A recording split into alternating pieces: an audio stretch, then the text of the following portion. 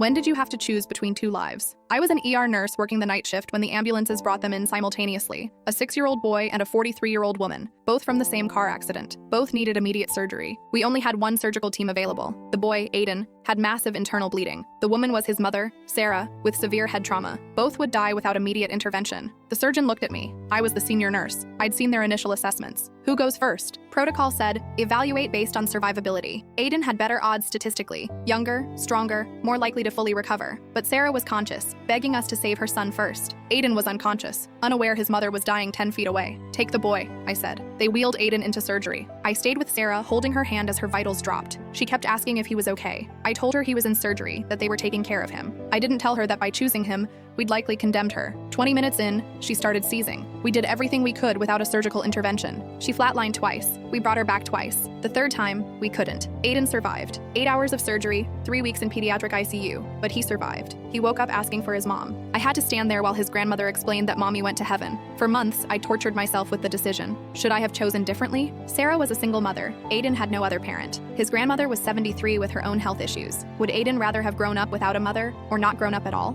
3 years later, Aiden's grandmother brought him to the hospital for a checkup. He was 9, healthy, playing Little League. He didn't remember me, but she did. She pulled me aside while he was with the doctor. I know what you did, she said quietly. Sarah's sister is a nurse here. She told me you had to choose. I started to explain, to apologize, but she stopped me. Sarah would have haunted you forever if you'd chosen her over Aiden. She would have haunted herself. Every mother in that position would beg you to save their child first. But Aiden has no mother now, I said. He has me, his aunt, his uncle, an entire family who loves him. Sarah knew that. The last thing she said that made sense before the seizures was, thank you for saving him. She handed me a photo, Aiden at his last birthday party, covered in cake and laughing. He wants to be a doctor, says he wants to save people like the people who saved him. I keep that photo in my locker. Some nights, after particularly hard shifts, I look at it and wonder if I made the right choice. There's no protocol for choosing between a mother and child. No training that prepares you for holding a dying mother's hand while her son is being saved in the next room. The hardest part? I'd make the same choice again. Not because it was clearly right, but because in that moment, with seconds to decide, I saw Sarah's eyes. She wasn't begging us to save her. She was begging us to save him. The choice was never really mine. I just vocalized what she couldn't say. Last month, Aiden came back to the hospital as a volunteer in our junior program. He's 12 now, wants to work in healthcare. He doesn't know I was there that night, doesn't know about the choice. His grandmother and I agreed he doesn't need that burden, but sometimes he helps me with inventory, chattering about school and baseball,